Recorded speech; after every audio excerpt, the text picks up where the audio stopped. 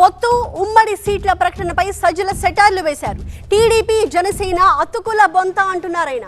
ఆ రెండు పార్టీల్లో అసంతృప్తి ఇంకా పెరుగుతుంది అని కూడా చెప్తున్నారు. టీడీపీ జనసేన అసంతృప్తులు వైసీపీలో చేరతామని వస్తున్నారు.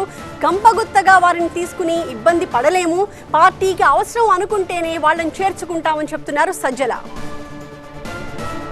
వాళ్ళది మొదలయ్యాక ఎట్లుంటుందో చూడమన్నాం. ఎందుకంటే ఒక పార్టీ కాదు, అతుకుల బంతలాగా వేరే వాళ్ళు కూడా అకామిడేట్ చేయాలి, జనసేన అకామిడేట్ చేయాలి.